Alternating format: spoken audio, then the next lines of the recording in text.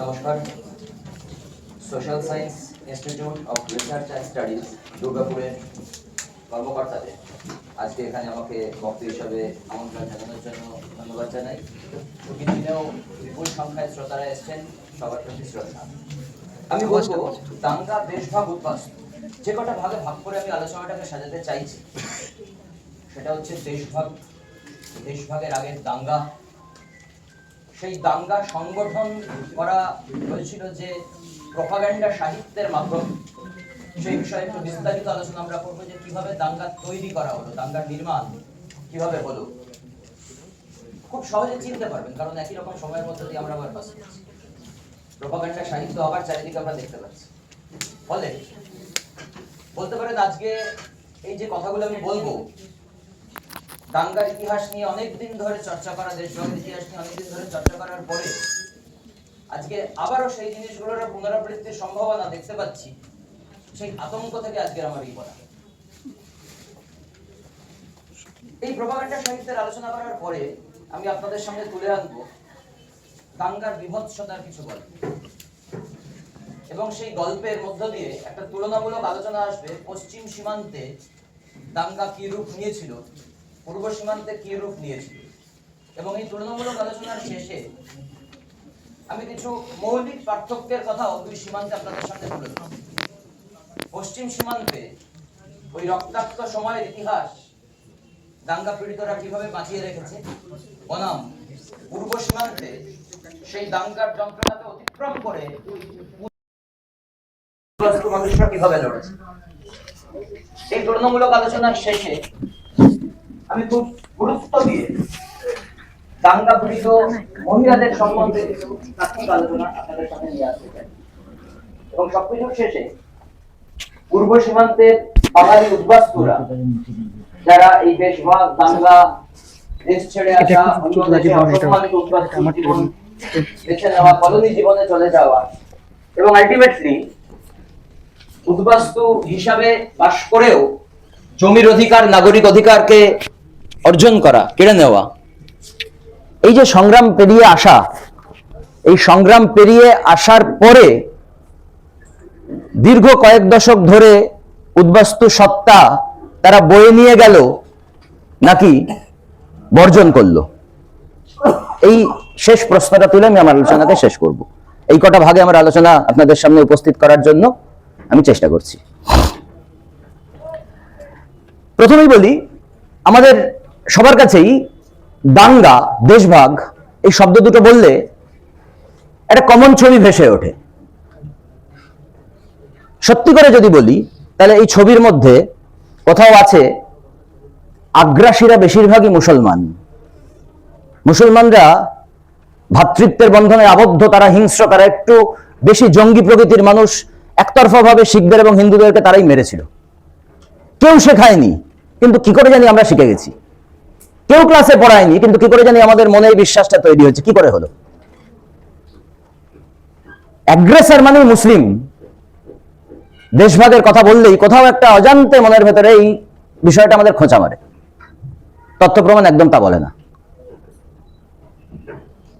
সেই তথ্য প্রমাণের গল্পটা দিয়ে শুরু করি। সমগ্র ভারতীয় উপমহাদেশে দেশভাগের দাঙ্গায় যত মানুষ নিহত হয়েছিলেন, শিখ এবং হিন্দু মিলিয়ে, তাদের থেকে নিহত মুসলিমের সংখ্যা অনেকটা বেশি। শিখ এবং হিন্দু মিলিয়ে যত মহিলা লুণ্ঠিতা, ধর্ষিতা, নির্যাতিতা হয়েছিলেন, তাদের থেকে দ্বিগুণ মুসলিম মহিলার সংখ্যা। এবং দেশভাগের পরে রিকভারি মিশন, তার গল্প আমি ডিটেলসে বলবো। সেই রিকভারি মিশনে যত মহিলাকে পাকিস্তান থেকে উদ্ধার করে ভারতে নিয়ে আসা হয়েছিল, হিন্দু প্লাস শিখ, এবং যত মহিলাকে পাকিস্তানের টিমটা এসে ভারত থেকে পাকিস্তানে ফেরত নিয়ে গেছিল মুসলিম মহিলাদেরকে, সেই সংখ্যাও প্রায় দ্বিগুণ মুসলিমদের সংখ্যা। তাহলে যে গল্পটা আমার মনের মধ্যে কোথাও লুকিয়ে বসে আছে, মুসলিম মানে অ্যাগ্রেসর, দেশভাগে একতরফা তারাই মার দিয়েছে, গল্পটা বোধহয় তথ্য প্রমাণ ঠিক সত্যি বলে প্রমাণ করছে না। তাহলে আমাদের রিথিঙ্ক করার প্রয়োজন আছে, আসলে ঘটনাটা কি ছিল। আসলে একটা মোটা দাগের ইতিহাসের মধ্যে আমরা বড় হই। যেমন ক্লাসরুমে আমরা একটা মোটা দাগের ব্ল্যাকবোর্ডের ফ্রেম তার মধ্যে লিখতে বাধ্য হই, সেটা ছাড়িয়ে দেয়ালে তো যেতে পারি না। আমার চিন্তা ভাবনাকেও, আমাদের সবার চিন্তা ভাবনাকে, সামগ্রিক বিশ্বাসকে ওরকম একটা ফ্রেম বেঁধে রাখে। এই আলোচনা যারা গবেষণা করছেন তাদের কাজ হচ্ছে বাকি বাইরে, এই ফ্রেমের বাইরে থাকা ছোট ছোট গল্পগুলোকে তুলে এনে প্রশ্ন তৈরি করে এই মোটা দাগের কাঠামোটাকে ভেঙে ফেলে নতুন করে ইতিহাস লেখার চেষ্টা করা। এখন 1946-এর কলকাতার দাঙ্গা, বিভৎস দাঙ্গা, 4-5 দিন ধরে মানুষ আর মানুষ ছিল না, অমানুষ হয়ে গেছিল। এর ঠিক 18 দিন আগে কমিউনিস্ট পার্টি পরিচালিত ডাক এবং ডাক্তার কর্মীদের, পোস্টাল টেলিগ্রাফ কর্মীদের একটা বিরাট সাধারণ ধর্মঘট হয়, যেখানে হিন্দু মুসলিম নির্বিশেষে সকল কর্মী রুটি রুজির দাবিতে আন্দোলন করেছিলেন, ধর্মঘট করেছিলেন। ঠিক 18 দিন পর সবাই রুটি রুজির লড়াই থেকে ধর্মের লড়াইয়ে চলে গেল। কলকাতা একটা অমানুষের নগরী হয়ে গেল।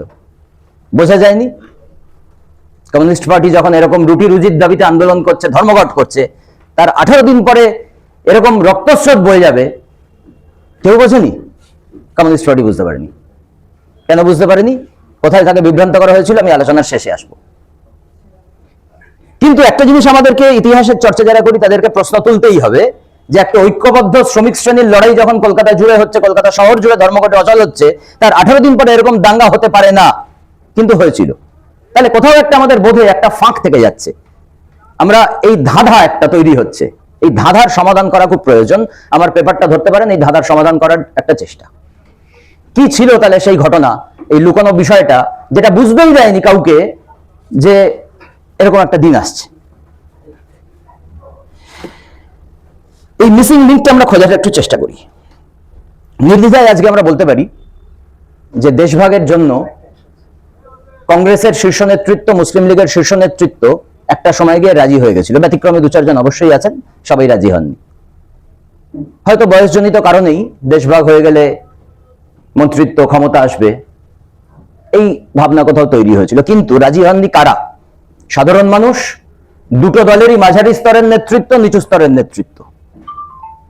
এদেরকে কনভিন্স না করলে তো দেশভাগ কেউ মানবে না। তাহলে দাঙ্গা কি জনগণকে এবং মুসলিম লীগ কংগ্রেসের মাঝারি এবং নিচু দলের নেতৃত্বকে এটা বিশ্বাস করানোর জন্য ব্যবহৃত হয়েছিল যে এই রক্তপাত, এই হিংস্রতা, এই খারাপ সময়ের থেকে দেশভাগ ভালো, আলাদা হয়ে যাক, আলাদা হয়ে গিয়ে ভালো থাকি? হতে পারে। এই প্রশ্নটা মাথায় নেওয়া প্রয়োজন, এবং এই প্রশ্নটা মাথাতে সত্যি সত্যি চেপে বসে যখন আমরা দেখতে পাই ডাইরেক্ট অ্যাকশনের কল যারা দিচ্ছেন, পাল্টা কংগ্রেসের তরফ থেকে এবং হিন্দুত্ববাদী সংগঠনগুলোর পক্ষ থেকেও যথেষ্ট গরম গরম কথা ইনিশিয়ালি বলা হচ্ছে, কিন্তু যত ডাইরেক্ট অ্যাকশনের দিকে আমরা এগোচ্ছি তত এই মূলধারার প্রধান রাজনৈতিক দলগুলো বা সংগঠনগুলো তারা এই উত্তেজিত কথাগুলো বলা বন্ধ করে দিচ্ছেন। এবং দাঙ্গার আগে বাজারে দাঙ্গা সংগঠিত করার জন্য নামছে একাধিক বেনামি লিফলেট, প্যাম্ফলেট, বেনামি চিঠি, সংবাদপত্রে অদ্ভুত বিজ্ঞাপন, এবং তাদের একাংশ ব্রিটিশ পুলিশ বাজেয়াপ্ত করছে। সেই বাজেয়াপ্ত করে যে জিনিসগুলো আজকে আর্কাইভসে পাওয়া যায় বা পুলিশ রেকর্ডসে পাওয়া যায়, সেখান থেকেই আলোচনাটা তৈরি হয়েছে। আমরা ধরে নিতে পারি কিয়দংশ পুলিশ ধরেছিল, কিন্তু মেজরিটি সার্কুলেটেড হয়ে গেছিল। একটু মিলিয়ে নিন আমি কি বলার চেষ্টা করছি। ডাইরেক্ট অ্যাকশন ডে নিয়ে যে উত্তেজিত কথাবার্তা দীর্ঘদিন ধরে বলা হচ্ছে, হঠাৎ করে সেই কথাগুলো বলা মুসলিম লীগের নেতৃত্ব বন্ধ করে দিচ্ছে। পাল্টা হিন্দুত্ববাদী সংগঠন যে গরম গরম কথা বলছে, বা কংগ্রেসের নেতৃত্ব দাঙ্গা নিয়ে যে গরম গরম কথাগুলো বলছে, উত্তেজিত করার মতো যে কথাগুলো বলছে, সেগুলো তারা বলা বন্ধ করে দিচ্ছে। কারণ দাঙ্গার দায় বোধহয় কেউই ঘাড়ে নিতে চায়নি। দাঙ্গা অর্গানাইজ করছে বেসিক্যালি এই অ্যানোনিমাস লেটার্স, লিফলেট, প্যাম্ফলেট, এগুলো। দুটোর মধ্যে যোগসূত্র তাহলে কি সহজে আপনারা বুঝতেই পারছেন। এরকম কিছু অদ্ভুত অদ্ভুত জিনিস, কয়েকটা এরকম পুলিশের কাছে ধরা পড়া রেকর্ডের থেকে আসা প্যাম্ফলেট আপনাদের সামনে তুলে ধরবো। মুসলিম প্রপাগান্ডাও সেখানে আসবে, হিন্দু প্রপাগান্ডাও আসবে। এর বিপরীতে আরেকটা স্বর ছিল যারা দাঙ্গা আটকাতে চেয়েছিল, দাঙ্গা বিরোধী স্বর, কমিউনিস্ট পার্টির ভয়েস। অত্যন্ত ছোট শক্তি, কিন্তু সেই স্বরটা ছিল, সেটা আমি শেষে বলবো। এখন ক্যাবিনেট মিশন পরিকল্পনায় গ্রুপ অফ প্রভিন্সেসের কথা বলা হয়েছিল, যেটা কংগ্রেস এবং মুসলিম লীগ প্রথমেই মেনে নিয়েছিল, কিন্তু পরবর্তীকালে যখন কংগ্রেস মানতে অস্বীকার করে তখন জিন্নাহ ডাইরেক্ট অ্যাকশনকে কল দেন। সেখানে কি বলেন? তার আগে এরকম একটা প্যাম্পলেট পাওয়া যায় যেখানে বলছেন, জিন্না বলছেন সেই কথাটা নিজেই, উনি বলছেন যে today we have also forged a pistol and are in a position to use it. হুমকি, আজকে আমরাও একটা পিস্তল বানিয়ে ফেলেছি এবং সেটা ব্যবহার করার মতো জায়গায় পৌঁছে গেছি। এইভাবে হাওয়া গরম করা শুরু হচ্ছে। সুরাবর্দী বলছেন লীগের নেতৃত্বে সমস্ত শক্তিকে একজোট হতে হবে। জুলাই আগস্ট মাসে পুরোটা জুড়ে মুসলিমদের এক করার জন্য এরকম প্রপাগান্ডা চলতে থাকে, কিন্তু এরপরেই আমরা দেখতে পাচ্ছি এই শীর্ষতম নেতৃত্ব থেকে প্রপাগান্ডাটা বন্ধ হয়ে যাচ্ছে এবং এদের জায়গায় লিফলেট প্যাম্পলেট হাজির হচ্ছে। কয়েকটা মুসলিমদের এই ধরনের যে অ্যানোনিমাস লেটার্স বা লিফলেট পাওয়া গেছিল, কয়েকটা পড়ে শোনাই, ইন্টারেস্টিং। একটা লিফলেট পাওয়া গেছে যেখানে জিন্নার হাতে একটা সোর্ড ধরিয়ে ছবি আঁকা হয়েছে এবং সেখানে বলা হয়েছে, আশা ছেড়ো না, তলোয়ার হাতে তুলে নাও, ওহে কাফির, তোমার ধ্বংসের দিন বেশি দূরে নেই। আরেকটা এরকম প্যাম্পলেটে পড়া হয়েছে, এই রমজান মাসেই ইসলাম ও কাফেরদের মধ্যে প্রথম প্রকাশ্য যুদ্ধ আরম্ভ হবে। এই সময়ের অনেকগুলো মসজিদ থেকেও ডাইরেক্ট অ্যাকশন ডের কল দেওয়া হয় এবং মুসলিমদের এই আক্রমণ করাটা পবিত্র কর্তব্য বলে বলা হয়। একটা প্যাম্পলেট বলে যে আমরা আল্লাহর নামে জিহাদ শুরু করতে চলেছি, আমরা আপনাদের সামনে প্রমিস করছি যে আমরা আল্লাহর উপরেই নির্ভরশীল হয়ে থাকব, আল্লাহ আমাদের কাফেরদের উপর বিজয়ী বলে ঘোষণা করবেন এবং ইসলামের সাম্রাজ্য তৈরি করতে সাহায্য করবেন। একটা উর্দু প্রপাগান্ডা ডকুমেন্ট যেটা পুলিশ বাজেয়াপ্ত করেছিল, সেখানে ইনস্ট্রাকশন দেওয়া হয়েছিল সমস্ত যুবক মুসলিমদের নিজেদের ক্যাম্পের বাইরে দাঙ্গার জন্য প্রস্তুত হয়ে ওয়েট করার জন্য, যতদিন পর্যন্ত জিন্না তাদেরকে ডেকে না নেন, মানে প্রস্তুতির আর কি। আর আরেকটা প্যাম্পলেট খুব ইন্টারেস্টিং কথা বলে, 16ই আগস্ট মুসলিমরা ভারতে তাদের প্রকৃত স্বাধীনতার যুদ্ধ শুরু করবে। আরেকটা বলা হয়েছিল, আমরা এবার দেখব আমাদের নিয়ে কে খেলা করে, রক্তের নদী বইয়ে দেব, আমাদের হাতে থাকবে তলোয়ার আর আল্লাহর নামে আমরা জিকারের আওয়াজ তুলব। 16ই আগস্ট হবে ডুমসডে, এক্স্যাক্টলি এই শব্দটা ব্যবহার করা হয়েছিল। আরেকটা প্যাম্পলেট বলেছিল, গোলামীর লৌহ শৃঙ্খল ভেঙে আজাদি আনিবে মুগুর, 16ই আগস্ট ডাইরেক্ট অ্যাকশন ডে।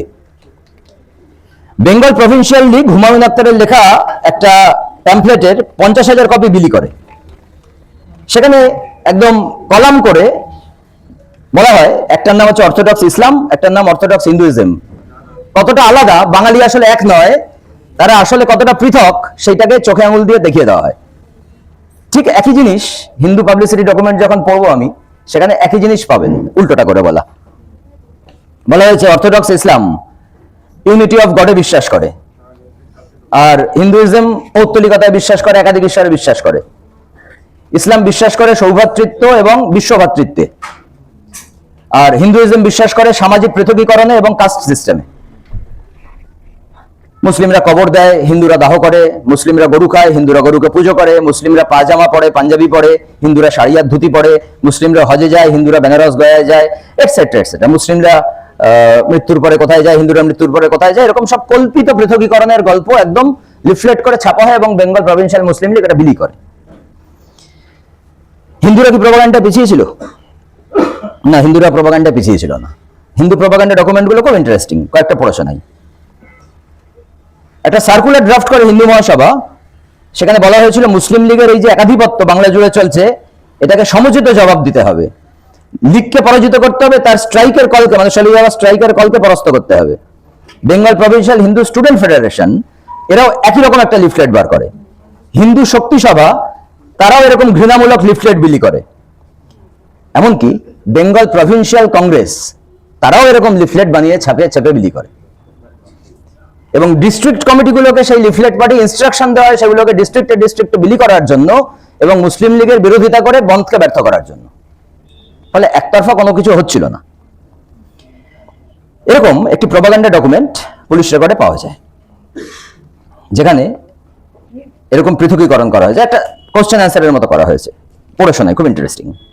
প্রশ্ন করা হচ্ছে যে বাংলার মন্ত্রীকে, উত্তর দিয়েছে সুরাবর্দী। সুরাবর্দী কেন মন্ত্রী? উত্তর দেওয়া হয়েছে কারণ মুসলিম লীগ ক্ষমতায় আছে তাই। মুসলিম লীগের ক্ষমতা কি করে গেল, লীগের কাছে ক্ষমতা কি করে গেল? বলে যে মুসলিমরা স্লাইট মেজরিটি, তাই মুসলিম লীগ কতদিন ক্ষমতায় আছে? উত্তর 10 বছর। ডিস্ট্রিক্ট বোর্ড কে কন্ট্রোল করে? উত্তর মুসলিমরা।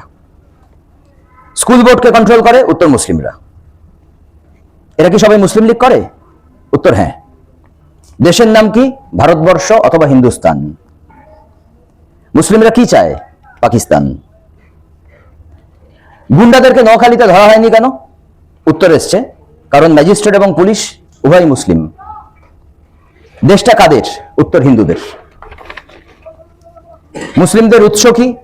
বলছে মুসলিমরা হচ্ছে পাঠান, যারা অন্য দেশ থেকে এসছে, তারা হিন্দুদেরকে কনভার্ট করে এসছে এখানে। সরকারি চাকরি কারা পায়? উত্তর মুসলিমরা। আমরা তাহলে কি চাই? এখানে আসল মজাটা তৈরি হচ্ছে। বলছে আমরা চাই হিন্দুরা ক্ষমতায় ফিরে আসুক, এটাই তাদের লেজিটিমেট ডিউ। লাস্ট কোশ্চেন, তাহলে আমাদের কি করা উচিত? বলছে হিন্দু প্রধান অঞ্চলে আমাদের পৃথক হিন্দু রাষ্ট্র তৈরি করা উচিত। এটাই সব থেকে ইন্টারেস্টিং।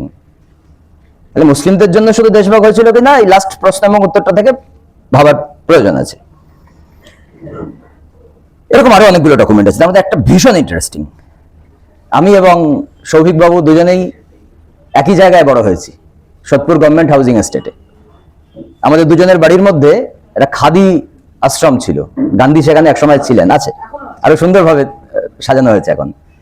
এইখানে সোদপুরে এই আশ্রমে গান্ধী যখন বাস করছিলেন, নোয়াখালীর দাঙ্গা পীড়িত এক ভদ্রলোক তাকে একটা চিঠি পাঠান।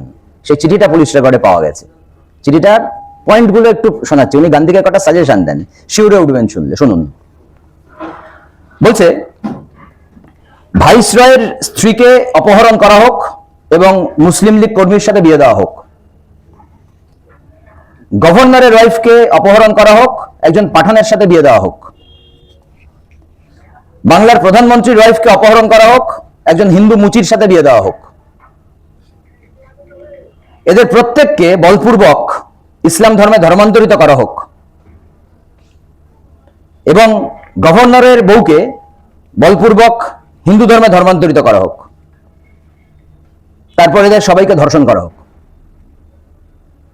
একজন নোয়াখালীর ভদ্রলোক গান্ধীকে এই চিঠিটা লিখেছেন, গান্ধী যখন সোদপুরে আছে, ওই অ্যাড্রেসে লেখা। এরকম আরো কতগুলো হিন্দু প্রপাগান্ডা ডকুমেন্ট দেখা গেছে। খুব ইন্টারেস্টিং।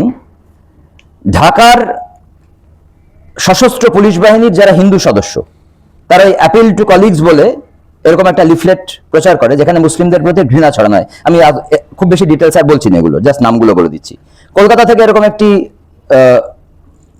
সংগ্রাম নামে একটা ইয়াং হিন্দু পিপলদের ইয়ে করা হয়, যেখানে বলা হয় যে মহিলা এবং নিজের মা বোনের উপর অত্যাচার আসলে তাকে প্রতিহত করার জন্য রেডি থাকতে।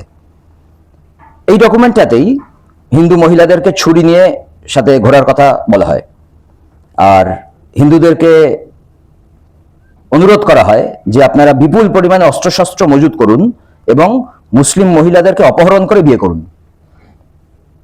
এটা একদম প্রচারপত্রে ইয়ে করা হয়। একটার নাম ছিল এরকম প্রচারপত্রের নাম, নোয়াখালীতে আগুন জ্বলে হিন্দুরা যায় রসাতলে। নোয়াখালীর মর্মন্তুদ বিবরণ ও আমাদের কর্তব্য। আরেকটার নাম যবনের রক্ত কোথায়।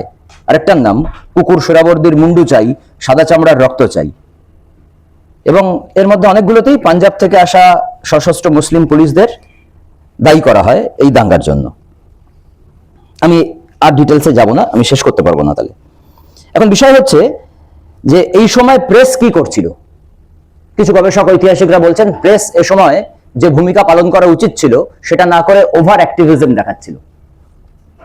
প্রেস হয়তো কন্ট্রোল করতে পারতো, কিন্তু যা হয় এখন প্রেস কি করছে আপনারা জানেন। একই রকম সময় একটা শুনছেন গল্প, ধরে নিন একই রকম সময়, এবং প্রেস এই ওভার অ্যাক্টিভিজম দেখিয়ে কেউ কেউ হিন্দু প্রপাগান্ডা প্রচার করে ফেলে, কেউ কেউ মুসলিম প্রপাগান্ডা প্রচার করে ফেলে, এবং উভয় পক্ষই বিরোধী প্রেসের অফিসকে দাঙ্গার সময় আক্রমণের লক্ষ্যবস্তু বানিয়ে নেয়। যারা হিন্দু প্রপাগান্ডা ছড়িয়েছে যে প্রেস, তাদের অফিসগুলো মুসলিমদের হাতে আক্রান্ত হয়। অন দ্য কন্ট্রারি একই রকম ঠিক উল্টো ঘটনাটা ঘটে। আক্রান্ত হয়েছিল অমৃতবাজার, যুগান্তর, আনন্দবাজার, হিন্দুস্তান স্ট্যান্ডার্ড, প্রবাসী, এদের অফিস। এগুলো লীগের কর্মীদের হাতে আক্রান্ত হয়েছিল। উল্টোটা একই রকম ভাবে হয়। মারোয়াড়ি আর শিখ সম্প্রদায় দাঙ্গায় বিপুল পরিমাণ অর্থ এবং অস্ত্র দিয়ে হিন্দু দাঙ্গাকারীদের সাহায্য করে। এইখানে আমি এই আলোচনাকে একটা পজ নিচ্ছি, কতগুলো প্রশ্ন তোলার প্রয়োজন আছে এখানে। প্রশ্নগুলো হলো যে পূর্ববঙ্গ থেকে যে উদ্বাস্তুরা আসলেন, এই দাঙ্গা তাদের চরিত্র, তাদের বিশ্বাসকে আদৌ প্রভাবিত করেছিল কি, বা করলে কিভাবে করেছিল? প্রথম প্রশ্ন। দ্বিতীয় প্রশ্ন, পূর্ববঙ্গীয় উদ্বাস্তুদের প্রতি কংগ্রেসের ভূমিকা কি ছিল, কেন ছিল? এই আলোচনাগুলো আমি আসবো ছোট ছোট করে। লাস্ট যে প্রশ্ন, যেটা সব থেকে গুরুত্বপূর্ণ প্রশ্ন, পূর্ববঙ্গ থেকে দাঙ্গার ফলে যে হিন্দুরা উদ্বাস্তু হয়ে চলে এলো, ন্যাচারালি তাদের সবার সাম্প্রদায়িক হয়ে যাওয়া উচিত, কিন্তু দীর্ঘ 5-7 দশক আমরা তাদেরকে তীব্র সাম্প্রদায়িক চরিত্রের মানুষ হিসাবে দেখতে পেলাম না কেন? কি হয়েছিল যে তখন তারা নিজের সাম্প্রদায়িক চরিত্রকে সামনে আনলো না, বা ভুলে গেল, বা সম্পূর্ণ অসাম্প্রদায়িক হয়ে গেল, অথচ তাদের তৃতীয় প্রজন্ম আজকে সাম্প্রদায়িক কথা বলছে? এটা আবার একটা মিসিং লিঙ্ক, এটা খোঁজার চেষ্টা করতে হবে। আর আমি বলেছি যেটা সিপিআই এর সাম্প্রদায়িকতা বিরোধী প্রচারের কথা একদম শেষে বলবো।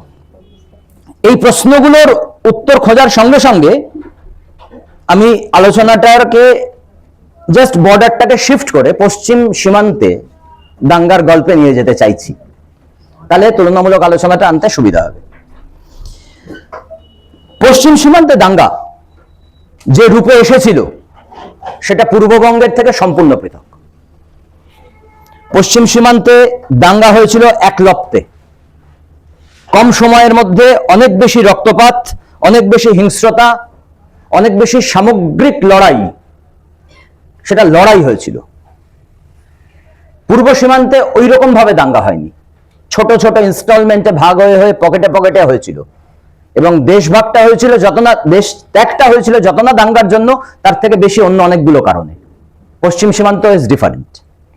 সেখানে সামগ্রিক লড়াই, গ্রামকে গ্রাম হত্যা, ভয়ঙ্কর রক্তপাত কম সময়ের মধ্যে, দুটোর চারিত্রিক পার্থক্য আছে। পশ্চিম সীমান্তে আমরা দেখতে পাই এই দাঙ্গার সাথে মিশে আছে ভয়ঙ্কর রকম নারীত্বের লাঞ্ছনা, পুরুষতন্ত্রের সংকট, যেটাকে কাটানোর জন্য পুরুষতান্ত্রিক চেষ্টা, এবং সবশেষে হেরে যাওয়া পুরুষতন্ত্রকে বাঁচাতে রাষ্ট্রের পুরুষতান্ত্রিক চরিত্র নিয়ে বাজারে হাজির হওয়া। এটা একটা মজার জার্নি, এটা একটা মজার গল্প। এটা নিয়ে, এই সময়টা নিয়ে খুব ডিটেলসে কাজ করেছে উর্বশী বুটালিয়া, ঋতু মেনন, কমলা ভাসিনেরা। আমরা অনেক দেরি করে এই সময়ের ইতিহাস চর্চা শুরু করেছি, অন্তত পাঞ্জাবের ঐতিহাসিকদের থেকে 20 বছর আমরা পিছিয়ে এই চর্চা শুরু করেছি। ফলে যে মেমোরিগুলো এনারা রাখতে পেরেছেন, আমরা যখন পূর্ব সীমান্তে বাঙালি উদ্বাস্তুদের নিয়ে কাজ করার চেষ্টা করেছি, প্রথম প্রজন্মের উদ্বাস্তুদের অনেককে আমরা আর পাইনি। ফলে এই দাঙ্গার সময় যে নারীত্বের লাঞ্ছনা, পুরুষতন্ত্রের ভূমিকা, এর যে ডিটেইলড ন্যারেশন এরা রাখতে পেরেছেন, তাতে আমরা সমৃদ্ধ হয়েছি। কতগুলো গল্প এনারা তুলে এনেছেন, দাঙ্গার সময়কার হিংস্রতার গল্প, এবং পুরো হিংস্রতার মধ্যেই নারীত্বের লাঞ্ছনার গল্পটাই সব থেকে বেশি। অ্যাগ্রেসর মানে আদার কমিউনিটির পুরুষের হাতে, ওন কমিউনিটির পুরুষের হাতে, এবং তৃতীয় স্তরে রাষ্ট্রের হাতে। এই তিনটে স্তরে নারীরা লাঞ্ছিত হচ্ছেন। অ্যাগ্রেসর মানে কোথাও শিখ, কোথাও মুসলিম। পশ্চিম সীমান্তে কতগুলো গল্প বলি, নারীর উপরে সম্মান রক্ষার দায় চাপিয়ে দেওয়া যায় কিভাবে, সেগুলো বুঝতে পারবেন।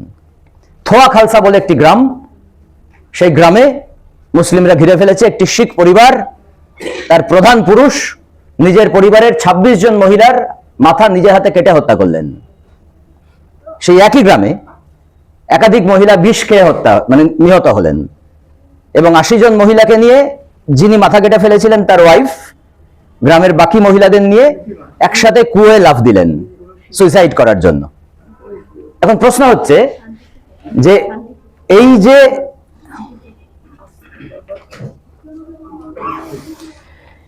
যে অনার কিলিং, এই অনার কিলিং এর সিদ্ধান্ত কি মহিলারা নিজেরা নিয়েছিলেন যে আমরা নিজেদেরকে নিহত হতে দেব, আমরা বিষ খাবো, আমরা ডিসিশন নিচ্ছি আমরা মাথা পেতে বসবো মাথা কেটে ফেলার জন্য, নাকি পুরুষরা নিয়েছিল? কেউই নেয়নি, নিয়েছিল পুরুষতন্ত্র, যার মধ্যে পুরুষ মহিলা সবাই রয়েছে। পুরুষতন্ত্রের সম্মান নষ্ট হচ্ছিল। আদার কমিউনিটির পুরুষরা মহিলাদেরকে ধরে নিয়ে যাবে, ধর্ষণ করবে, বিয়ে করবে, বেচে দেবে, হাত বদল হবে। এই অসম্মান থেকে বাঁচার জন্য পুরুষতন্ত্রের কালেকটিভ ডিসিশন ছিল এটা মহিলাদেরকে মেরে ফেলা হবে। সবাই কি স্বেচ্ছায় মারা গেছিল? মনে হয় না। এর অনেকগুলো প্রত্যক্ষদর্শীর বিবরণ উর্বশী বুটালিয়ারা দিয়েছেন। আপনারা যদি বই পড়ে নেন, নাম ধরে ধরে প্রত্যেকের মেমোরি ওখানে উল্লেখ করেছেন, দেখতে পাবেন। আমি যে প্রশ্নটায় আবারও ফিরে আসতে চাইছি যে অপর ধর্মের পুরুষ, নিজ ধর্মের পুরুষ, রাষ্ট্র, এই তিনটে স্তর দাঙ্গা দেশভাগের সময় যা যা সিদ্ধান্ত নিয়েছিল সবকটাই ছিল হচ্ছে নিজের সম্মান বাঁচানোর জন্য দাবা খেলা। যার বড়ে হয়েছিল মহিলারা, তাদের প্রাণ, তাদের সম্মান, তাদের শরীর, তাদের মন, তাদের গর্ভ, এই সবকটার উপর পুরুষতন্ত্র নিজের সম্মানের দাবা খেলছিল। আরো কতগুলো এরকম উদাহরণ তাহলে দিই, বুঝতে সহজ হবে। এখন তাহলে বিষয়টা কি দাঁড়ালো যে নিজ ধর্মের পুরুষ, অপর ধর্মের পুরুষ উভয় পক্ষই তাহলে অ্যাগ্রেসার, আগ্রাসনকারী। কিন্তু কোন জায়গাতেই পুরুষতন্ত্র মহিলাদের সম্মানকে পুরোটা রক্ষা করতে পারলো না, সম্ভব হলো না। কোথাও লুট হয়ে গেল, কোথাও সুইসাইড করতে হলো, কোথাও মাথা কেটে নিজের হাতে মেরে ফেলতে হলো। সম্মানটা ঠিক রক্ষা করা গেল না। দেশভাগের মধ্যে হয়ে গেছে, দুটো নতুন রাষ্ট্র এসে গেছে, ভারত পাকিস্তান। উভয় রাষ্ট্রই মহিলাদের এরকম করে সম্মান নষ্ট হয়েছে। পুরুষতন্ত্র যেমন সম্মান রক্ষার চেষ্টা করছিল নিজের, মহিলার নয়, মহিলাকে হত্যা করে নিজের সম্মান রক্ষার চেষ্টা হচ্ছিল, রাষ্ট্র তেমনি বুঝলো যে বিপন্ন পুরুষতান্ত্রিকতাকে রক্ষা করতে গেলে আমার এবার ময়দানে নামতে হবে। নতুন দুটো রাষ্ট্র ভারত এবং পাকিস্তান নিজের পুরুষতান্ত্রিক চরিত্র নিয়ে বাজারে নামলো এবং তৈরি করলো রিকভারি মিশন। তাদের কাজ কি? ইন্ডিয়ার রিকভারি মিশন পাকিস্তানে গিয়ে খুঁজে খুঁজে বার করবে কোথায় কোথায় এরকম অপহৃত লুণ্ঠিত মহিলাদেরকে নিয়ে যাওয়া হয়েছে, হিন্দু এবং শিখ, তাদেরকে ফেরত আনা হবে। 4 বছর পরে স্বাধীনতার দাঙ্গার, কিন্তু দাঙ্গা হওয়ার 4 বছর পরে এই মিশন যাচ্ছে। একই রকম ভাবে পাকিস্তান থেকে এরকম টিম আসবে যারা সীমান্তর গ্রামগুলোতে খুঁজে লুণ্ঠিত মুসলিম মহিলাদেরকে নিজের দেশে ফেরত নিয়ে চলে যাবে। মানে শত্রুর বাড়ি থেকে পরায়া, এই শব্দটা ব্যবহার করেছে, পরায়া ঘর থেকে রিয়েল হোম, যেটা ঠিক করে দিচ্ছে রাষ্ট্র, কোনটা তার ঘর, কোনটা তার আসল, কে শত্রু কে মিত্র। নারীর এখানে কোনো বক্তব্যের জায়গা স্বীকৃত হচ্ছে না, কাগজে কলমে স্বীকৃত হচ্ছে না। একটা লাইন আপনাদের পড়ে শোনাই, লাইনটা শুনলেই বুঝতে পারবেন রাষ্ট্র কতটা ভয়ঙ্কর হতে পারে।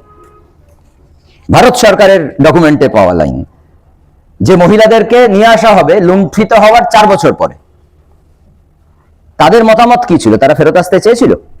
পুরনো পরিবারে অ্যাকসেপ্ট করবে? সমাজ অ্যাকসেপ্ট করবে? সম্ভবত কেউই ফিরতে চায়নি। তাই রাষ্ট্রকে লিখতে হয়েছে the wishes of the persons concern, মানে মহিলারা, আর irrelevant and consequently no statements of such persons should be recorded before magistrates.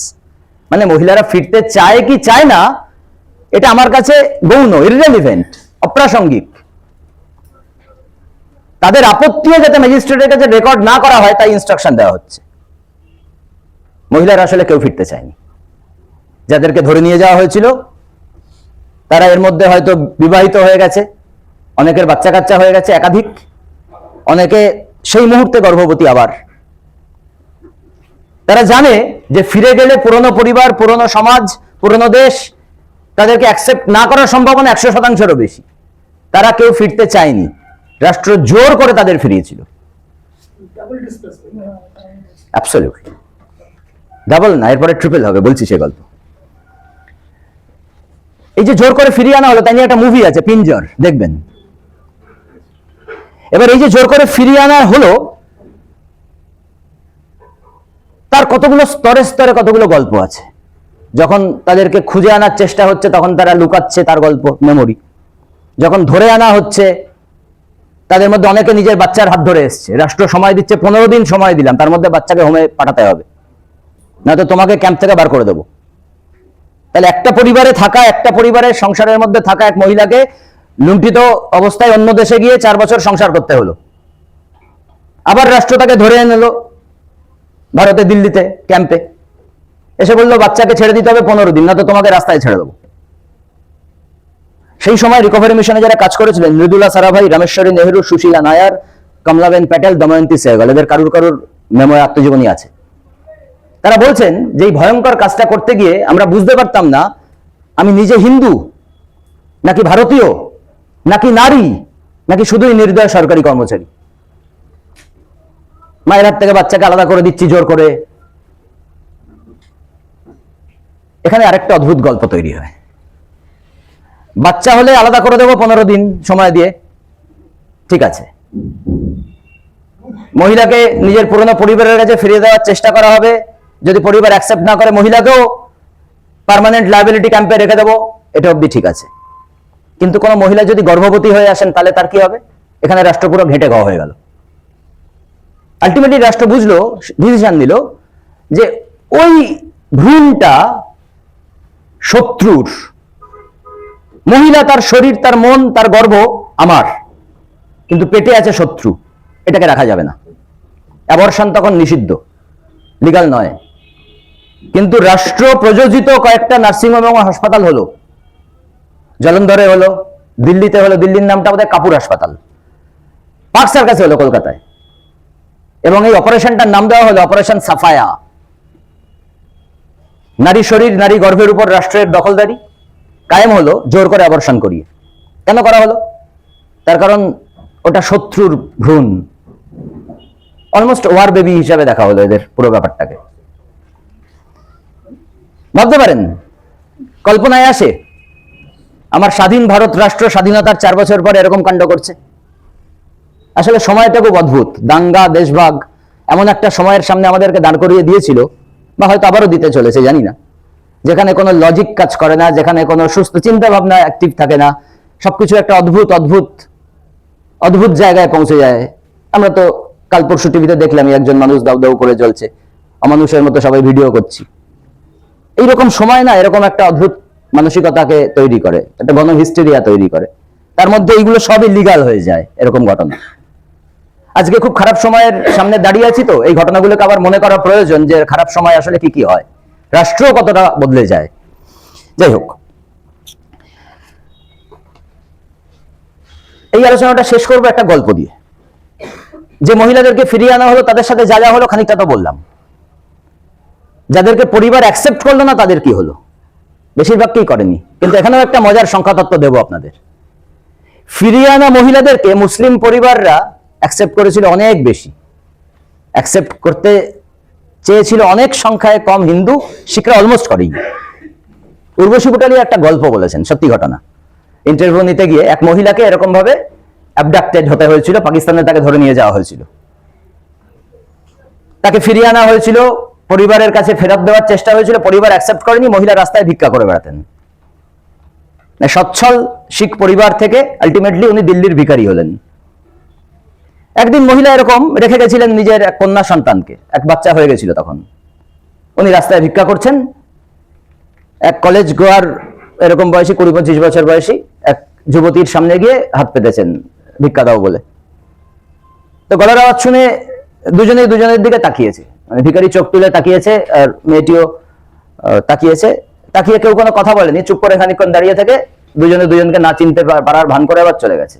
রেখে যাওয়া প্রথম সন্তান যে মেয়েটিকে রেখে গেছিল সে কলেজ যাচ্ছে, তার মা লুণ্ঠিতা হয়ে পাকিস্তানে গেছিলেন, আবার জোর করে ফেরত আনা হয়েছে, পরিবার অ্যাকসেপ্ট করেনি, ভিক্ষা করে বেড়াচ্ছেন। মা এবং মেয়ের দেখা সাক্ষাৎ, জোর করে ফিরিয়ে আনার খুব দরকার ছিল, তারা তো 4 বছর সেটেল করে গেছিল, কিন্তু রাষ্ট্র তার সম্মান রক্ষার জন্য এটা করেছিল। এটাই সেই অদ্ভুত সময়, যে অদ্ভুত সময় অত্যন্ত এমন কিছু ঘটনা ঘটে যায় অনেক দূরে দাঁড়িয়ে দেখলে মনে হয় ছি ছি ছি, সে সময় সবই বোধহয় স্বাভাবিক ছিল। খারাপ সময় আসলে এরকমই করে আর কি সবকিছুকে।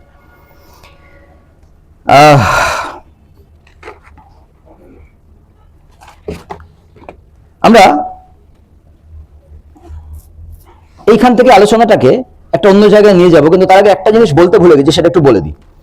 এই যে অ্যাকসেপ্ট করছে না, মহিলাদেরকে পুরনো পরিবার অ্যাকসেপ্ট করছে না, রাস্তায় আবার বার করে দিচ্ছে, চিনতে অস্বীকার করছে, এই সমস্যাটা এতটাই বড় হয়ে দাঁড়ায় যে রাষ্ট্রকে কতগুলো লৌকিক রূপকের ব্যবহার করতে হয়।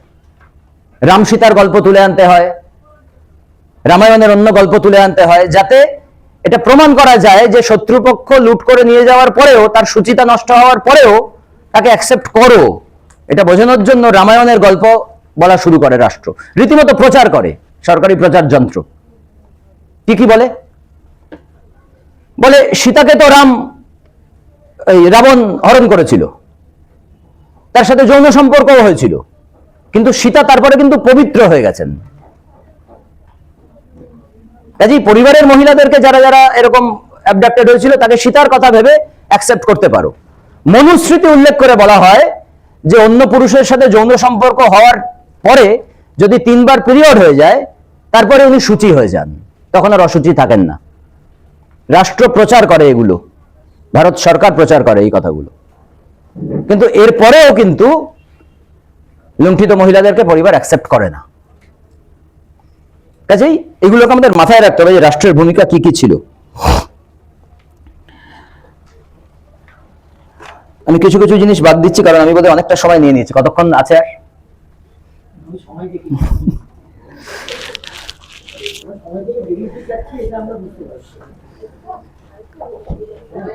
আমি একটা বিষয় ফেলে গেছিলাম এখানে, যে কলকাতার দাঙ্গার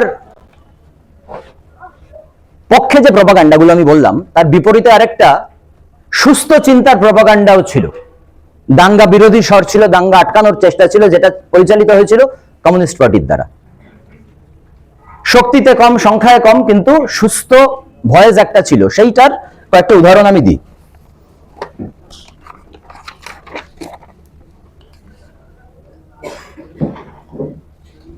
এই উদাহরণটা দেওয়ার আগে একটা কথা বলে নি, পরবর্তীকালে যারা গবেষণা করছেন এই সময়টা নিয়ে বা এই সময়টা নিয়ে কাজ করেছেন, তারা অনেকেই বলেন যে কমিউনিস্ট পার্টি মুসলিম লীগের সাথে কোথাও একটা আন্ডারস্ট্যান্ডিং এ চলে গেছিল এবং সেইভাবে দাঙ্গার বিরোধিতা করেনি।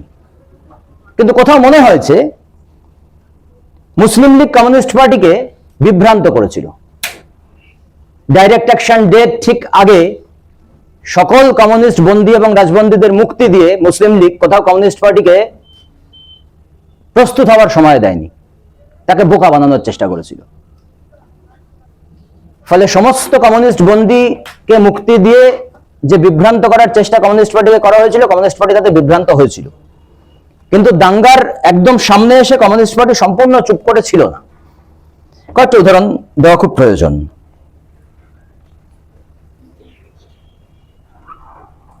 সমর মুখার্জি বলছেন, যদিও আগের দিন মুসলিম এলাকায় প্রচার করি, বৈঠক করি, কিন্তু এত বিভৎস দাঙ্গা হবে এটা ভাবিনি। কিন্তু দাঙ্গা শুরু হওয়ার পরে কমিউনিস্ট পার্টি এটাকে মিলিত সংগ্রামের মধ্য দিয়ে আটকানোর চেষ্টা করেছিল। ট্রাম ওয়ার্কার্স ইউনিয়নের কি ভূমিকা ভিক্টোরিয়া কলেজের উপর আক্রমণ, সেটা আপনারা সবাই জানেন। আর সিপিআই, আরএসপি, ফরওয়ার্ড ব্লক, ডেমোক্রেটিক ভ্যানগার্ড এরা একটা যৌথ মঞ্চ তৈরি করে দাঙ্গা বিরোধিতা করার চেষ্টা করেন। জ্যোতি বসু নিজে নারকেলডাঙ্গার রেল ওয়ার্কার্সদের নিয়ে প্রসেশন করেন। স্বাধীনতা এই নিয়ে অনেকগুলো স্টেটমেন্ট দেয়। কমিউনিস্ট পার্টির কিছু লিফলেটও বেরো, তার মধ্যে একটার নাম হচ্ছে কলকাতায় আবার দাঙ্গা হইতে দিব না, হিন্দু মুসলমান মিলিতভাবে দাঙ্গার ষড়যন্ত্র ব্যর্থ করুন, এটা আরেকটা লিফলেট। খিদিরপুরেও এরকম একাধিক পিস প্রসেশন এবং লিফলেট যায়। আজকে আমার সময় আছে হাতে 10 মিনিট, আমি এটা ডিটেলিং এ আর যাচ্ছি না। কিন্তু আমার যেটা মনে হয়েছে এটা নিয়ে কাজ করতে গিয়ে, যে কমিউনিস্ট পার্টিকে সফলভাবে মুসলিম লীগ বিভ্রান্ত করতে পেরেছিল, ফলে অনেক আগে থেকে কমিউনিস্ট পার্টি এটা আটকানোর জন্য মাঠে নামতে পারেনি। যাই হোক, একটা জায়গা আরেকবার মনে করিয়ে দিয়ে আমি উদ্বাস্তুদের পুনর্গঠনের লড়াইটা বলে শেষ করব। সেই সময়কার প্রদেশ কংগ্রেস, আমার নিজের গবেষণা করতে গিয়ে বারবার প্রশ্ন এসেছে, আমি স্যারের সাথে একবার আলোচনা করেছিলাম যে কংগ্রেস তো এত পুরনো একটা রাজনৈতিক দল, পূর্ববঙ্গ থেকে আসা উদ্বাস্তুদের তারা শুরু থেকেই শত্রু কেন বানিয়ে ফেললো? কেন এটা তারা ভাবলো না যে এরা পটেনশিয়াল ভোটার, এরা আমার ভোট ব্যাংক হতে পারে? এর একাধিক কারণ আছে। কংগ্রেস নেতাদের জমি জায়গা দখল করে উদ্বাস্তুরা দক্ষিণ কলকাতায় বসে গেছিল, দমদমে বসে গেছিল। মন্ত্রী ইভেন বিধান রায়, কিরণ শঙ্কর রায়, পুলিশ কমিশনের এদের জমিও দখল হয়েছিল যাদবপুর দমদম অঞ্চলে। ফলে কোথাও একটা আতঙ্ক তৈরি হয়েছিল। জোরদার প্রভাবিত প্রদেশ কংগ্রেস এটা নিয়ে ভয় পেয়েছিল যে জমি দখল করার প্রবণতা, শীর্ষতম নেতৃত্বের প্রশাসকের জমি দখল হয়ে যাচ্ছে, এই প্রবণতা যদি গ্রামে চলে আসে, যদি হুগলি, আরামবাগ, বর্ধমান এই অঞ্চলের নেতাদের জমিও কৃষকরা দখল করতে চায়, এই প্রবণতা ভয়ঙ্কর। ফলে এরা বিপজ্জনক। এই বোধটা কোথাও এসেছিল, কারণ সেই সময় কংগ্রেস চালাতো বেসিক্যালি এই হুগলি গ্রুপের লোকজন। একটা উদাহরণ দিই, তিস্তা নিশ্চয়ই এটা দেখেছে, পুলিশ রেকর্ডের মধ্যে ছিল। কংগ্রেসের কিছু নেতা কলকাতা শহরতলি অঞ্চলে এটা সেন্স করতে পেরেছিল যে যে পরিমাণ উদ্বাস্তু এসছে আমার এরিয়ায়, এদেরকে ত্রাণ দেওয়া, এদেরকে খুশি রাখা, এদেরকে নিজের সমর্থকে পরিণত করাটা জরুরি। সম্ভবত রাজনৈতিক বা মানবিক কারণেই জরুরি, বা দুটো সম্মেলন আছে এখানে। প্রদেশ কংগ্রেস নেতৃত্ব এই ধরনের স্থানীয় কংগ্রেস নেতাদের বাড়িতে বাড়িতে পুলিশ পাঠিয়ে থ্রেট করেছিল যে তুলে নেব উদ্বাস্তুদের হেল্প করলে, কেস দিয়ে দেবো উদ্বাস্তুদের হেল্প করলে। অজানা গল্প, এটা জেনে রাখা দরকার। কংগ্রেসের শীর্ষতম নেতৃত্ব কংগ্রেসের স্থানীয় নেতৃত্বকে উদ্বাস্তু ত্রাণে অ্যালাউ করেনি, জোর করে দাদাগিরি করে আটকেছিল। এখন যাই হোক, এইটার মধ্য দিয়ে আমি শেষ আলোচনাটায় চলে আসি। যেটা প্রথমে বলেছিলাম, পশ্চিম সীমান্তের এই যে রক্তপাত, এই লুটপাট, এই ফিরিয়ে আনা মেয়েদের সম্পূর্ণ যে এই গল্পটা, এটা পশ্চিম সীমান্তে বেঁচে আছে, উর্বশী বুটালিয়ার শব্দবন্ধই ব্যবহার করব, ভায়োলেন্স ভিক্টিমহুড প্যারাডাইমের মধ্যে। এবং পাঞ্জাবের পরিবারগুলো তারা নিয়মিত বসে এখনো সেই সময়কার দাঙ্গার ইতিহাসের চর্চা করে, দাঙ্গার গল্পের চর্চা করে। চর্চার মধ্যে কি কি থাকে? ওই অমুক গ্রামে এরকম ভাবে অমুক মহিলা এত বীরত্ব দেখিয়েছিলেন, অমুক গ্রামে 20 খেয়ে 80 জন মারা গেছিলেন, তাদের আত্মবলিদানকে স্মরণ করি। এইভাবে ওই ভায়োলেন্সের গল্পটা তারা বাঁচিয়ে রেখেছে। পূর্ব সীমান্তে কলকাতা শহরতলির উদ্বাস্তু কলোনিতে, জবরদখল কলোনিতে এইভাবে কোনো গল্প বেঁচে নেই, বেঁচে থাকা সম্ভব নয়। তার কারণ পশ্চিম থেকে আসা উদ্বাস্তুদের কেন্দ্রীয় সরকার দুহাত তুলে সম্পত্তি জনবিনিময়ের এবং অর্থ সাহায্যের মধ্যে দিয়ে সেটেল করে দিয়েছিল। কিন্তু পূর্ব সীমান্তের বাঙালি উদ্বাস্তুরা তারা এখনো স্ট্রাগল করেছে, অনেকে এখনো করে চলেছে, অনেকে রুটি রুজি, বাসস্থান, মাথার উপর ছাদ, জমির অধিকারের জন্য। 80-র দশকে অনেকে জমির অধিকার পেয়েছেন, কিন্তু এই কষ্টের মধ্যে ওই কষ্টের স্মৃতিকে তুলে আনা বোধহয় মানুষ চায় না। যেটা পাঞ্জাবে সম্ভব হয়েছে কষ্টের স্মৃতির বিলাসিতা করা, স্মৃতিচারণের বিলাসিতা, সেটা এখানে সম্ভব নয়। ফলে এখানে হয়েছে রিক্রিয়েশনের লড়াই। পূর্ব সীমান্তে থাকা বাঙালি হিন্দু পরিবারগুলি যারা পূর্ববঙ্গ থেকে চলে এসেছে, উদ্বাস্তু কলোনি তৈরি করেছে, তারা প্রতিদিনের জীবন সংগ্রামের মধ্যে দিয়ে গেছে, এবং এই জীবন সংগ্রামের একটা বড় অংশ মহিলারা বহন করেছে। অজানা দেশ, অজানা খাদ্যাভ্যাস, অজানা ভাষা, হিংস্র শত্রু মনোভাবাপন্ন সরকার, কেন্দ্র রাজ্য উভয়, জমিদারের আক্রমণ, পুলিশের আক্রমণ, জমি কেড়ে নেওয়ার চেষ্টা, এই সবকিছুর মধ্য দিয়ে নিজের পরিবারকে বাঁচিয়ে থাকার চেষ্টা করা হয়েছে। কিন্তু নারী হিসাবে কি কি চ্যালেঞ্জের সামনে পড়লো? ফেমিনিস্ট জিওগ্রাফির আলোচনা, তিস্তা ডেফিনেটলি এটা আলোচনার জানে এই বিষয়টা। নারী হিসাবে তার প্রাইভেট স্পেস এবং পাবলিক স্পেস, এই দুটো তো আলাদা। নারী হিসেবে সেই দুটোর পৃথকীকরণ আর করতে পারে না, সব ঘেটে যায়, সব মিলে যায়। একটা হোগলা পাতার ছাউনি দেওয়া ঘরে পুরো পূর্ববঙ্গ থেকে সে তার পুরো পরিবারটা বাস করতে শুরু করে, এবং একাধ দিন নয়, অনেক দিন, যেখানে তার নিজের স্বামীর সাথে সে মহিলা থাকছে এবং তার বৃহত্তর পরিবার সেই একই ঘরে থাকছে। ইন্টারভিউ দেওয়ার সময় বহু মহিলা বলেছেন যে আমার স্বামীর সাথে যে ইন্টিমেট হওয়া সবার সামনেই হতে হতো, এবং ক্যাম্পের ইতিহাসও একই রকম। কিন্তু মনে রাখতে হবে, কলকাতা শহরতলিতে যে উদ্বাস্তুরা এসেছিল তারা পূর্ববঙ্গের সচ্ছলতম অংশ, ক্রিমি লেয়ার, যারা বিদ্যা বুদ্ধি আছে কলকাতা শহরে টিকে যেতে পারবো এই ভরসায় চলে এসেছিল। অন্দরমহলের বাইরে সেই মহিলারা কখনো থাকেনি, তারা পুরো পরিবারের সাথে এক ঘরে রাত কাটাচ্ছে, কলোনিতে একটা মাত্র টিউবওয়েল, রাস্তায় স্নান করছে, তার বাড়ির পুরুষ কাজ করতে চলে যাচ্ছে, কাজের খোঁজে চলে যাচ্ছে, পরিবারের বাকিদের কি খাওয়াবো সেই মহিলাকে সেটা নিয়ে স্ট্রাগল করতে হচ্ছে। কিন্তু একই সাথে আরেকটা জিনিস করছে, যেখান থেকে রিক্রিয়েশনের গল্প বলছি, এই জমি বাঁচানো, সরকারের বিরুদ্ধে লড়াই, জমিদারের কাছ থেকে জমি বাঁচানো, এই যে প্রবল রাজনৈতিক একটা আবহ তৈরি হচ্ছে, এই মহিলারা যারা অন্দরমহলে ছিল তাদেরকে পুরুষের জগতের কাছাকাছি নিয়ে আসছে। এই পরিবেশটা পুরুষের কাছ থেকে বাড়ির পুরুষের কাছ থেকে, কলোনির পুরুষের কাছ থেকে রাজনীতির কথা শোনা, সরকার বিরোধী কথা শোনা, আক্রমণ প্রতিহত করার সামনের সারিতে থাকা একটা নিউ উইমেন তৈরি হচ্ছে, যারা জমি রক্ষা করার জন্য হাতে অস্ত্রও তুলে নিচ্ছে, যারা রাজনীতি বুঝতে শিখছে এবং কাজের খোঁজে, চাকরির খোঁজে বাইরে বেরোতেও বাধ্য হচ্ছে, মিছিলের সামনের সারিতে থাকছে, পুলিশের সাথে মারপিট করছে, গুলিকেও মারা যাচ্ছে। এই নতুন মহিলার কনসেপ্ট আগে পশ্চিমবঙ্গে ছিল না, এই পরিবেশে তৈরি হলো। এই জন্যই আমি বলছি এই দুটো আলাদা জায়গা। একদিকে যন্ত্রণার ইতিহাসের চর্বিত চর্বণ চলে যাচ্ছে, আরেকদিকে নতুন জীবনকে বাঁচিয়ে রাখার লড়াই হচ্ছে, রিক্রিয়েশনের লড়াই হচ্ছে। রিক্রিয়েট করছে তারা নিজের হোমকে, নিজের লাইফকে, নিজের পরিবারকে। এই যে সম্পূর্ণ ভিন্ন বিপ্রতীপের দুটো বিষয়, এই বিষয় দুটোকে আমি এক জায়গায় নিয়ে আসার চেষ্টা করলাম। এখান থেকে শেষ যে প্রশ্নটা তুলব, এর মধ্যে সাম্প্রদায়িক চিন্তা তাহলে এদের মধ্যে এলো না কেন?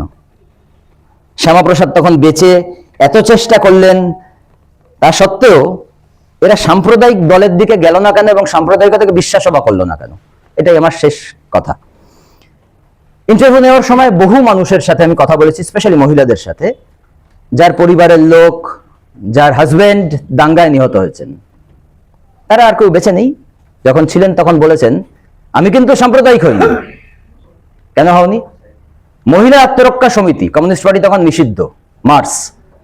মহিলা আত্মরক্ষা সমিতির কাজ ছিল বাড়ি বাড়ি গিয়ে উদ্বাস্তু মহিলাদেরকে বোঝানো যে দাঙ্গা আসলে হিন্দু করে না, দাঙ্গা আসলে মুসলিম করে না, দাঙ্গা যারা করে তারা অপরাধী।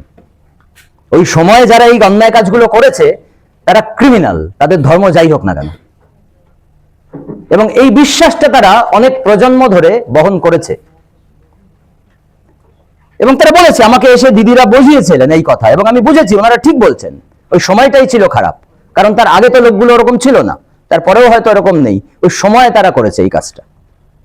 দাঙ্গাকারীর কোনো ধর্ম হয় না, এই বিশ্বাসটা কমিউনিস্ট পার্টি দিতে পেরেছিল উদ্বাস্তুদের মধ্যে। এই কারণে প্রথম প্রজন্মের উদ্বাস্তুরা কমিউনাল হননি। বাড়ি বাড়ি গিয়ে এই যে বোঝানো, কোথাও বোধহয় কমিউনিস্ট পার্টির এই প্রচার যন্ত্র বিশ্বাস করে ফেলেছিল পরে আত্মতুষ্টির থেকেই, যে আমরা তো উদ্বাস্তুদের অসাম্প্রদায়িক বানিয়ে ফেলেছি। ফলে এই যে নন কমিউনাল টিচিং উদ্বাস্তুদের, এটা কোথাও থেমে যায়। আমরা ধরে ফেলেছিলাম যে বাঙালি উদ্বাস্তু যারা কলকাতা শহরতলিতে বাস করে তাদেরকে অসাম্প্রদায়িক বানিয়ে দেওয়া গেছে। কিন্তু সার জল পেলে সাম্প্রদায়িকতা আবার যে ছবল তুলতে পারে, বাড়ি বাড়ি গিয়ে যে প্রচারটা চালিয়ে যাওয়া উচিত, নন কমিউনাল প্রচার, এইটা মাথায় আসেনি। ফলে যতই লড়াই সংগ্রামের ইতিহাস থাকুক না কেন, যতই রিক্রিয়েট করার ইতিহাস থাকুক না কেন, যতই সরকারের সাথে লড়ে জমির অধিকার কেড়ে নেওয়া হোক না কেন, এবং যতই তাদের বাড়ি গিয়ে প্রথম প্রজন্মকে নন কমিউনাল টিচিং দেওয়া হোক না কেন, এই নন কমিউনাল টিচিং এর অ্যাবসেন্সে সম্ভবত আজকে আবার দেশভাগের গল্প তুলে এনে দ্বিতীয় এবং তৃতীয় প্রজন্মকে সাম্প্রদায়িকতার সুরসুরি দিয়ে তাদেরকে আবার এই খারাপ সময়টার দিকে এগিয়ে দেওয়া যায়। ফলে এটা রিথিঙ্ক করার প্রয়োজন আছে যে নন কমিউনাল টিচিংটাকে চালিয়ে যাওয়া প্রয়োজন ছিল।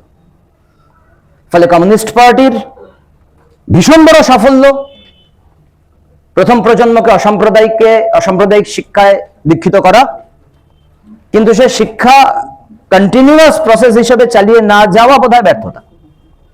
এবং এই উদ্বাস্তুদের দাঙ্গার ইতিহাস, দেশভাগের ইতিহাস, সরকারের বিরোধিতা, কংগ্রেসের শত্রুতা, এই সবকিছু পেরিয়ে জমির অধিকার দেওয়ার লড়াই যে দলটা লড়লো, তারা চাইলে হয়তো আরো একটা দুটো প্রজন্মকে অসাম্প্রদায়িকতার শিক্ষায় শিক্ষিত রাখতে পারত। এবং এটা বিশ্বাস করতে খুব কষ্ট হয় যে বাঙালি কলকাতার দাঙ্গা দেখেছে, যে বাঙালি পূর্ববঙ্গের দাঙ্গা দেখেছে, রক্তে স্নান করেছে, আজকে আবার মোবাইল, ফেসবুক, হোয়াটসঅ্যাপ নির্ভর প্রোপাগান্ডা লিটারেচারে প্রভাবিত হয়ে আবার রক্তের পুকুরের সামনে দাঁড়িয়ে আছি আমরা, রক্তে স্নান করার উপক্রম করছি আর কি। এই ইতিহাস এই কারণেই আপনাদের সামনে তুলে আনলাম, এটা বুঝিয়ে দেওয়ার জন্য যে প্রপাগান্ডা লিটারেচার কিভাবে দাঙ্গাকে তৈরি করে, মদত দেয়, এবং সেই প্রপাগান্ডা লিটারেচার আজকে আবার আমাদের সামনে উপস্থিত। তাহলে আমাদের কি করণীয়, এটা আমাদের ঠিক করতে হবে। এবং এই ধরনের সাম্প্রদায়িক হানাহানি হলে আমরা কেমন থাকি, রাষ্ট্র তখন কেমন রূপ নেয়, নারীত্বের লাঞ্ছনা কেমন রূপ নেয়, এটাকে মনে করিয়ে দেওয়ার প্রয়োজন আছে বলে আমি এই কথাগুলো আপনাদের সামনে বললাম। ফলে আজকে কাগজের প্রপাগান্ডার বদলে আমরা যারা হোয়াটসঅ্যাপ ফেসবুকের প্রপাগান্ডায় ভেসে যাচ্ছি, এই ইতিহাসটা একটু মনে করিয়ে দেওয়াটা প্রয়োজন যে আসলে এইরকম খারাপ সময় আসলে আমাদের কি কি হতে পারে। ভালো থাকবেন, নমস্কার।